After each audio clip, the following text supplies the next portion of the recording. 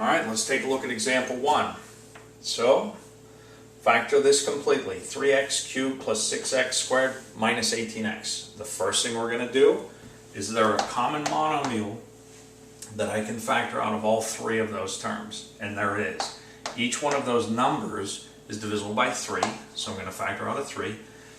Each variable part of the three terms has a factor of x. So we're going to factor out a 3x. So we're pulling a 3x out of all of these, which is going to leave us with an x squared for the first term, plus a 2x for the middle term, and for the last term, we're going to have minus 6.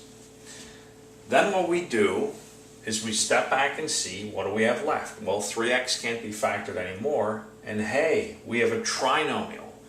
Trinomials factor either in that perfect square trinomial pattern or just the straight up binomial times a binomial from having ax squared plus bx plus c.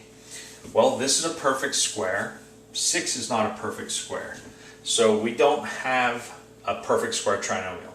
So what we're going to do is see, because this is a 1x squared, we're going to look to see, are there factors of 6 that have a difference of 2? 1 times 6 is 6, and the difference of those is 5. So nope. The other factors of 6 are 2 times 3. 2 times 3 is 6. The difference of 2 and 3 is 1, not 2. So that's not it. So we're done. We can't factor that trinomial. Not every trinomial is factorable, and that's okay, but we do have to consider it. So let's take a look at our next example. Again, we have to look and see, are there common factors between both terms in this case? Between the numbers, we can factor out a 7, right? 7 and 28 are both divisible by 7. Between the x to the 4th and the x squared, we can factor out an x squared. Now what remains? When we pull a 7x squared away from a 7x to the 4th, we're left with an x squared. When we pull a 7x squared away from a minus 28x squared, we're going to be left with minus 4, right? 7 times 4 is 28. The x squared times that will make the x squared. We step back and we say, we can't do anything with a monomial, that's already done.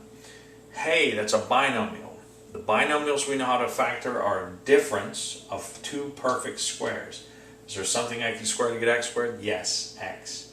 Is there something I can square to get 4? Yes, 2. So this is going to factor to be a binomial times a binomial. So that 7x squared is going to just go along for the ride. We're going to have a binomial times a binomial. We're going to have an x in the first spot and a 2 in the second spot, and one case plus and one case minus.